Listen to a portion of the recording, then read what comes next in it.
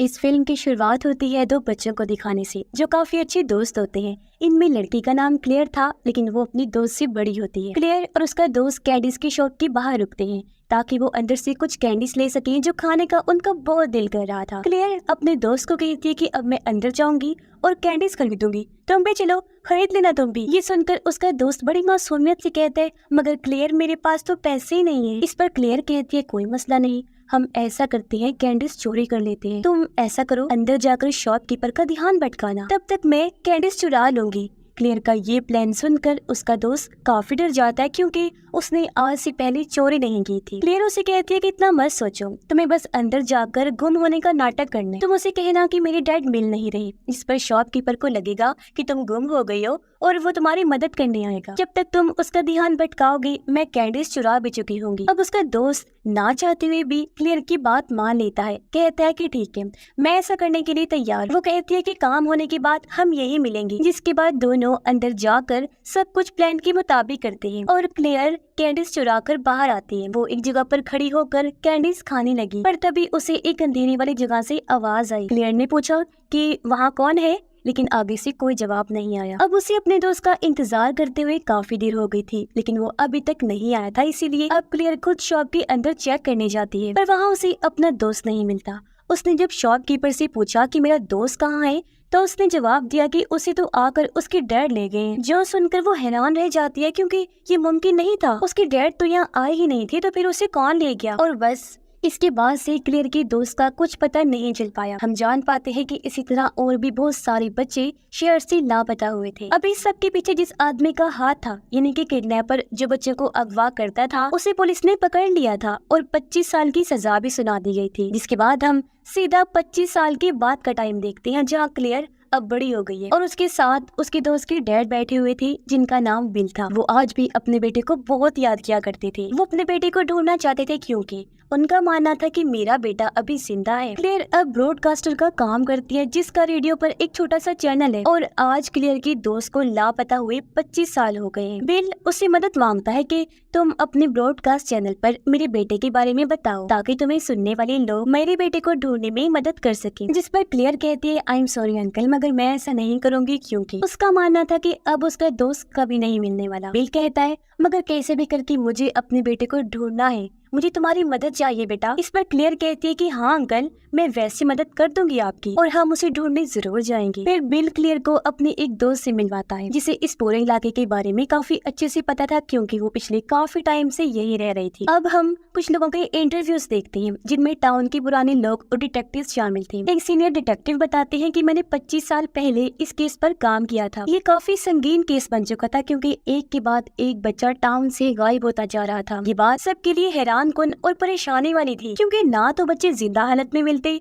और ना ही उनकी लाशें मिला करती थी। इस वजह से टाउन में एक दहशत सी फैल गई और सब लोग डरे सहमे रहने लगे थे। अब बिल अपने साथियों के साथ अपने बेटे को ढूंढने के लिए छानबीन शुरू कर देता है। उसे ढूंढने वो आते हैं मोड़ पर। मोड़ दरअसल ऐसी जगह होती है जो पूरी तरह से सुनसान और खाली मैदान होता है, पर यहाँ इनके साथ क्लेयर नहीं आती जो डर रही थी क्योंकि बचपन में जो उसके साथ हुआ उसका डर खौफ आज भी उसके दिल में था। अब क्लेयर उसे सीनियर डिटेक्टिव के पास जाती है जिन्होंने 25 साल पहले इस केस पर काम किया था। क्लेयर उन्हें बता देती है कि बिल अपने बेटे को मोड़ पर ढूंढ रहा है। ये सुनकर डिटेक्टिव हैरान और परेशान हो जाते हैं क्योंकि उन्हें समझ नहीं आ रही थी कि आखिर बिल ऐसा क्यों कर रहा है, क्योंकि 25 साल पहले वो मोड़ की छानबीन कर चुकी हैं, लेकिन वहाँ उन्हें एक भी बच्चा नहीं मिला। बच्चा तो क्या, वहाँ तो बच्चों की किसी चीज का नामो निशान तक नहीं था। अब क्लेयर बिल के घर चली जाती है जहाँ वो खिड़की से देखती है कि बिल के साथ कोई आदमी है जो लॉकेट से कुछ कर रहा है। वो जब अंदर आई तो उसे पता चलता है कि ये आदमी एक साइकिक है, यानी जिनके पास ऐसी खूबियाँ और पावर्स होती है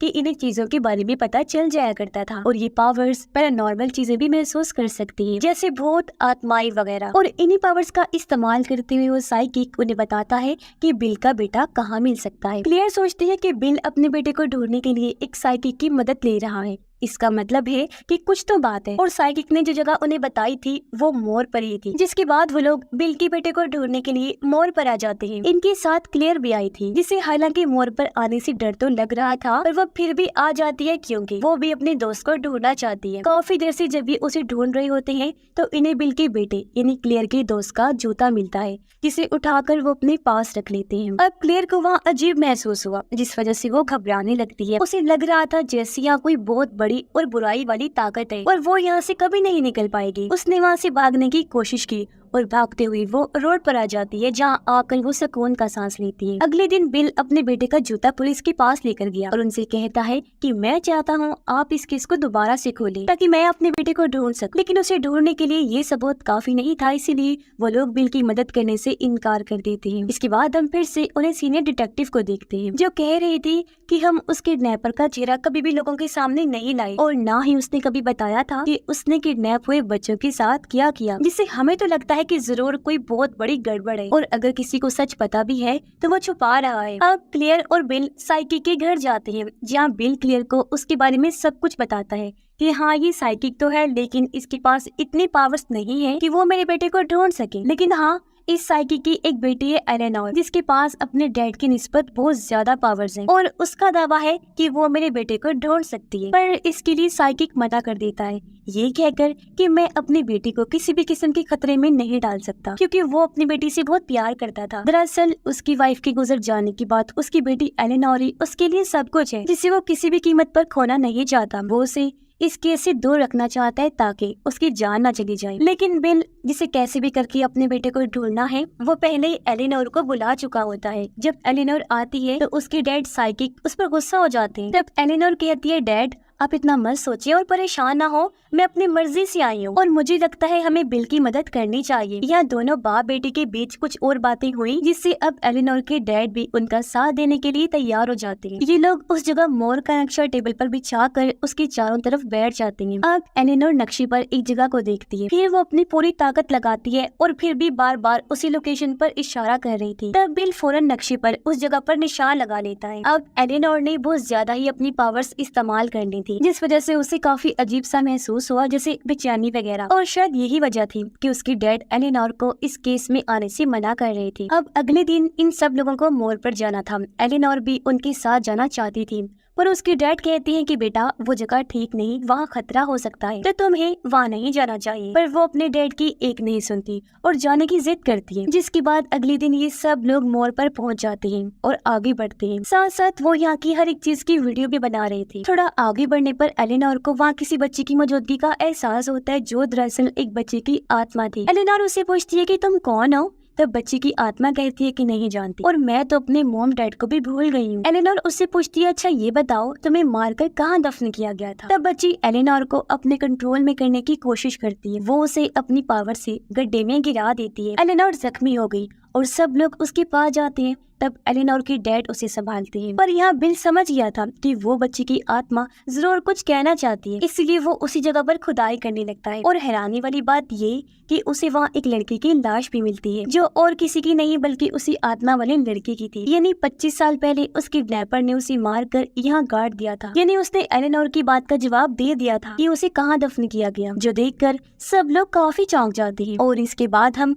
4 हफ्तों के बाद की कहानी देखते हैं, जहाँ अभी भी बिल अपने बेटे को ढूंढने की कोशिश कर रहा था और क्लेयर हर तरह से उसकी मदद कर रही। इसके बाद क्लेयर और बिल साइकिक के घर जाते हैं, जहाँ एलेनोर उन्हें बताती है कि मेरे साथ हमेशा एक आत्मा रहती है, जो अक्सर मेरी हिफाजत भी करती है। जब भी मैं परेशानी में होती हूँ और मुझे कुछ समझ नहीं आ रहा होता तो वो मेरी मदद करता है। हम दोनों एक दूसरे के काफी करीब हैं और वो मेरे लिए हिफाजती आत्मा का काम करता है। अब साइकिक अपनी बेटी एलेनोर के जरिए उस आत्मा से बात करता है और कहता है कि हमें उन बच्चों के बारे में बताओ जिन्हें मारकर मोर पर गाड़ा गया था। फिर साइकिक ने आत्मा से पूछा, क्या तुम हमें महसूस कर सकते हो? जिस पर उसने हाँ में जवाब दिया। वो बताता है कि जिन बच्चों की वो लाशें हैं उन सारे बच्चों की आत्माएं अंधेरे में रहती हैं। अब यहाँ बिल उससे अपने बेटे के बारे में पूछता है, तब वो आत्मा पॉइंटर की मदद से नक्शे पर एक जगह निशान लगा देता है। ऐसा करने के बाद वो यहाँ से चला जाता है। जिसके बाद ये लोग फिर से मोड़ पर गए उस जगह को चेक करने जहाँ आत्मा ने निशान लगाया था। थोड़ा आगे बढ़ने पर इन्हें एक अजीब सा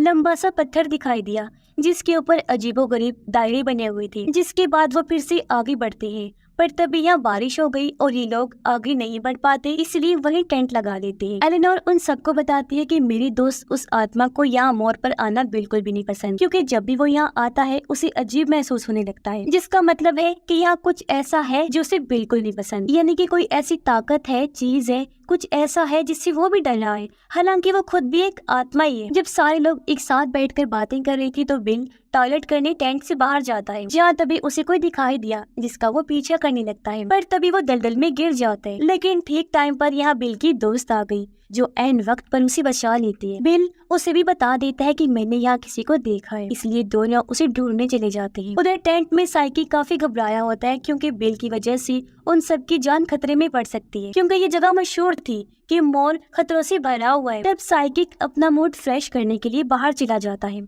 जिस बीच क्लियर और एलेनोर बात करने लगते हैं। क्लियर उसे कहती है कि मेरे दोस्त के गुम होने का गम मुझे आज भी है, मैं इस चीज का जिम्मेदार खुद को मानती हूँ कि सब मेरी वजह से हुआ है, क्योंकि ना मैं उसे कैंडी शॉप में भेजती और ना ही वो किडनैप होता। अब अचानक एलिनोर जोर से चीखने लगती है, जिसकी आवाज सुनकर बिल और उसकी दोस्त यहाँ आ जाते हैं। वो एलिनोर से पूछती है कि तुम क्यों चिल्लाई, तो वो दुखी होती हुए बताती है कि यहाँ कोई बहुत खतरनाक ताकत है जिससे डर कर मेरा आत्मा दोस्त मुझे छोड़कर चला गया है और उसकी बगैर मुझे भी अजीब सा डर महसूस हो रहा है। फिर वो अचानक अपना अंदाज बदल लेती है, कहने लगी और यहाँ पर है एक दरवाजा जो खुल चुका है, जिसके साथ ही वो पोजेस्ड होने लगती है, यानी कोई खतरनाक ताकत उसके अंदर आ चुकी थी। और एक बार फिर वो जोर से चिल्लाती है। उसकी ऐसी हालत देखकर बिल और उसकी दोस्त एलिनोर के डैड को बुलाने जाती है, जबकि एलिनोर अजीब हालत में आ जाती है और उसकी आंखों से खून निकलने लगता है। उसके चेहरे को देखने से साफ लग रहा था जैसे वो बहुत तकलीफ में है। और फिर अचानक वो नीचे गिर जाती है। वो लोग साइकिक को ढूंढ लेते हैं,